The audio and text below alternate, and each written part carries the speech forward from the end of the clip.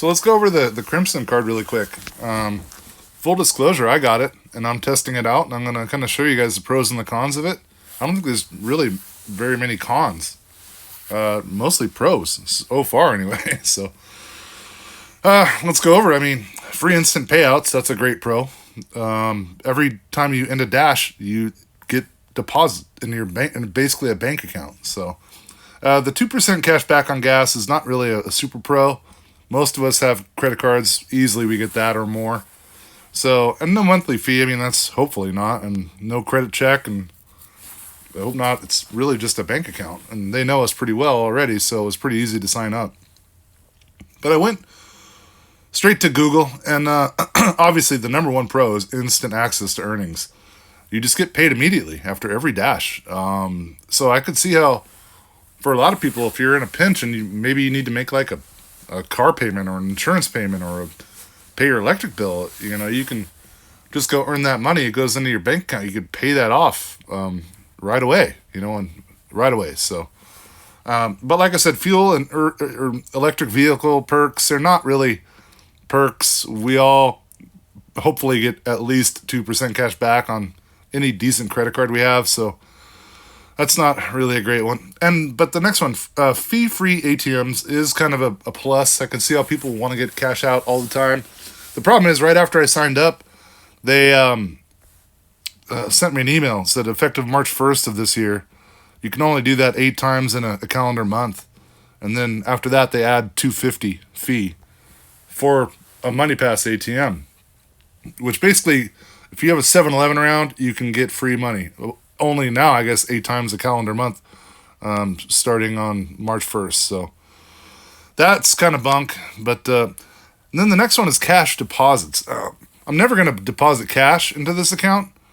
I don't see why I would. The objective is to get my payments quicker, not put money in there or set up a direct deposit or anything like that. But one thing I do like is the integrated management. Like, you really get to take a look at your balance and see how you're doing, compared to what you're spending in real time after every dash. So I kind of like that, and I've paid big bills.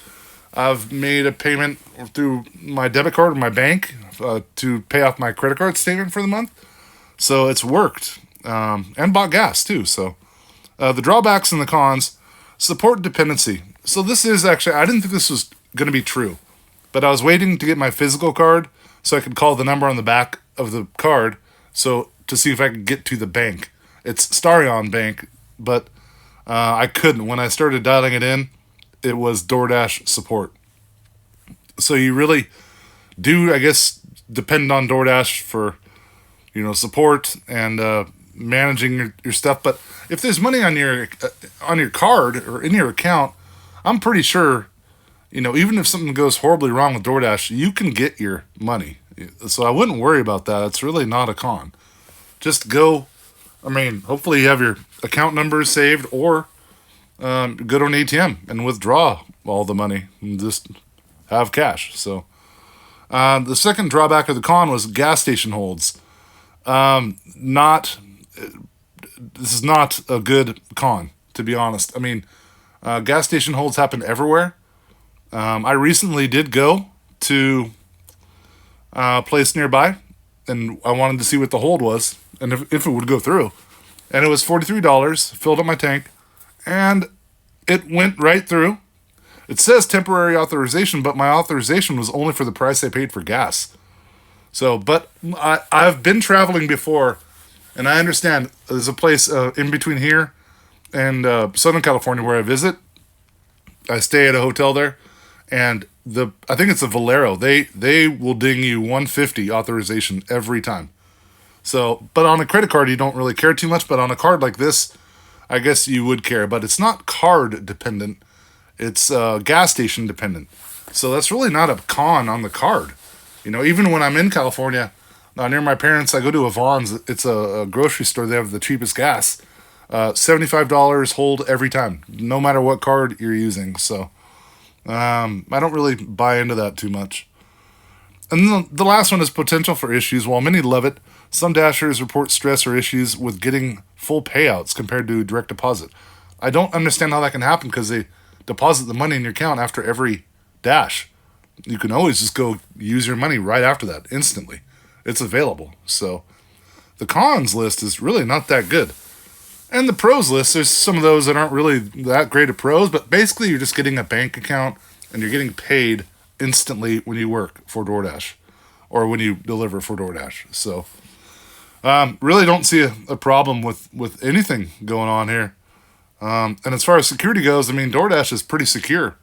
Probably more secure than some of the other banks I've actually banked with in the past. Not Fidelity, I'll be honest, but one thing I have not done is made a deposit into my Fidelity account, just to, if there's extra cash. But I will do that. I'm sure it'll work just fine.